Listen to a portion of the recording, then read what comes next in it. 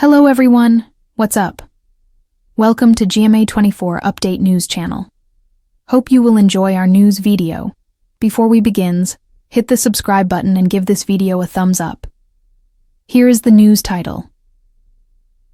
Rachel Reeves is so out of her depth, the UK is in a time machine back to the 1970s, comment. There is only one cause and one blame for low growth and high inflation. Keir Starmer's and Rachel Reeves's deeply damaging budget. This week, the Bank of England cut interest rates by 0.25%, news that is of course welcome, especially for the thousands of borrowers or those many families across the country with mortgages. And whilst we recognize the importance of this, let us not be blind to what is really behind the bank's decision. Labour would have you believe that this is a sign, that there is finally some sign of life in their economic plans, whilst desperately trying to pull the curtain over the concerning truth that lies behind.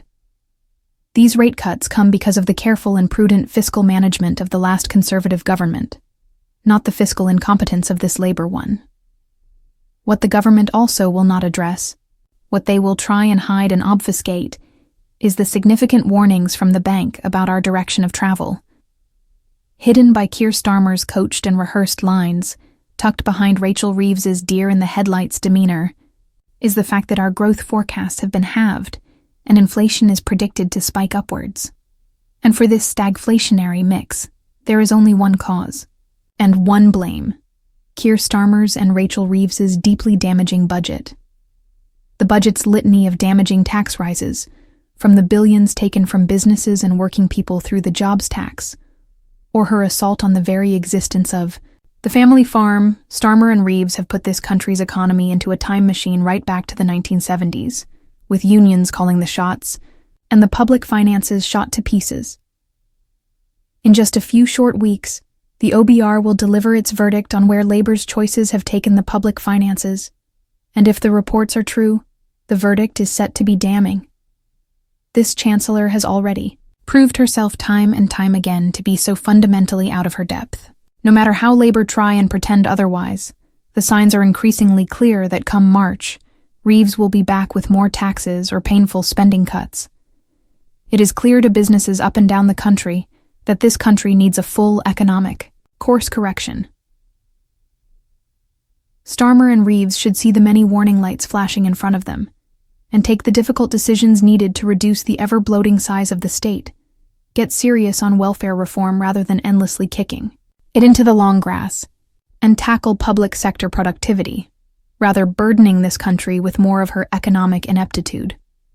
And they need to look no further than the United States to know what is needed more than anything is a government that sees the value of business, pursues a dynamic economic agenda, strips back the barriers to growth and regulatory red tape, and puts the economic well-being of its citizens at heart.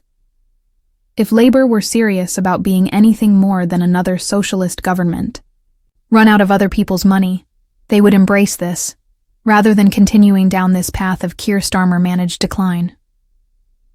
We Conservatives know this, and that is why under new leadership, we are setting forth on a path of renewal, building and developing a plan for a more dynamic, citizen-centered government.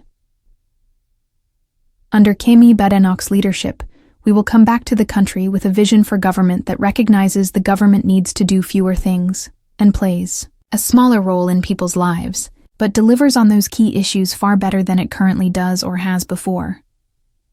It is the Conservative Party that will offer a future where government works in the long-term interests of businesses, of families, and of young people, and a government truly serious about doing what needs to be done to return growth to this country. And until that time, we will continue our work day in and day out to hold this disastrous Labour government to account, reminding them that neither the taxpayer nor business should be treated as a means to an end or a cash cow to milk, but as the people who the government should put front and center in critique of Rachel Reeves's economic policies. A return to the 1970s? Introduction: Rachel Reeves, as Chancellor of the Exchequer in Keir Starmer's Labour government, has promised economic stability, growth, and a break from what she describes as years of Conservative mismanagement. However, Critics argue that her policies bear an alarming resemblance to the economic strategies that led the UK into stagflation in the 1970s. With high taxation, increased public spending, and a reliance on state intervention, the current economics direction under Reeves risks undermining long-term growth, deterring investment, and repeating the mistakes of a troubled decade in British economic history.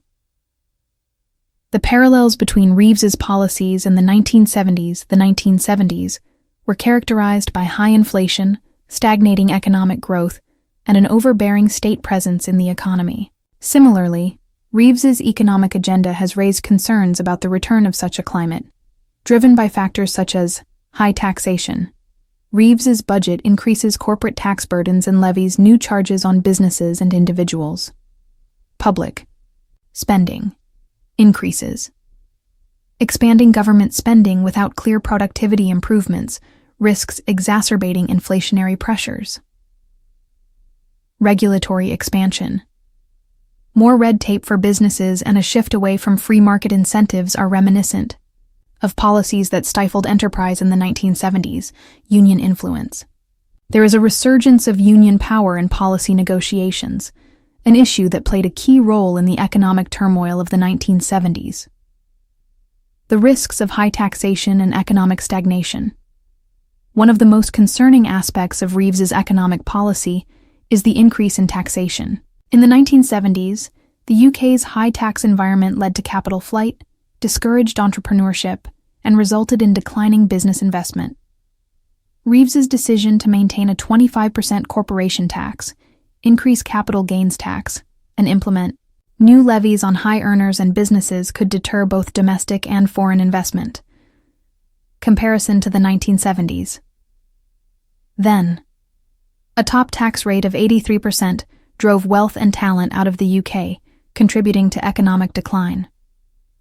Now, while Reeves has not proposed rates as extreme, increasing tax burdens could still lead to capital flight and discourage business expansion. Inflation and public spending. A dangerous mix. Reeves has defended higher public spending, arguing it will drive growth. However, as seen in the 1970s, increased government expenditure without productivity gains can fuel inflation rather than economic expansion.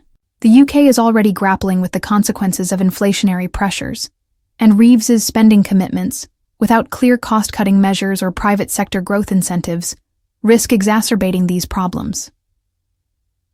Comparison to the 1970s. Then, expansionary fiscal policy led to double-digit inflation, forcing the UK to seek an IMF bailout. Now, without strict fiscal discipline, the UK could once again face a declining currency and rising borrowing costs.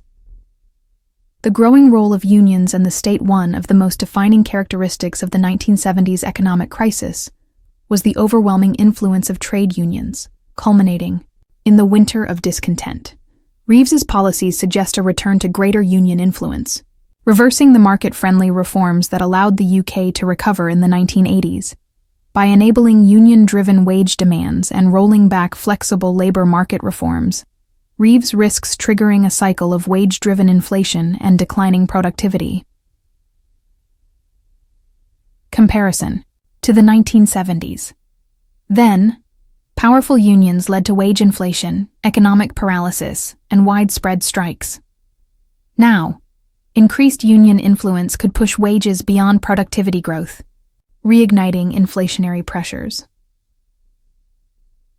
The need for an alternative economic approach.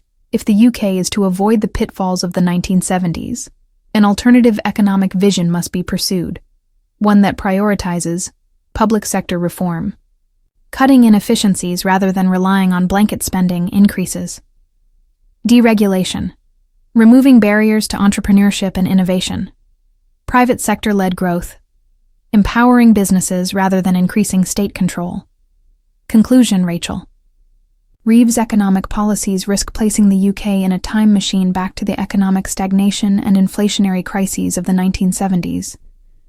High taxation, unchecked public spending, and increased union influence are not the solutions to the UK's economic challenges. Instead, a strategy that promotes business investment, fiscal discipline, and regulatory efficiency is essential to securing long-term economic prosperity. The lessons of the past must not be ignored, and the UK cannot afford to relive the economic turmoil of the 1970s under the guise of progressive economic management. So what do you guys think about this update? Let me know in the comment below. If you like my video, please press like button and subscribe for more.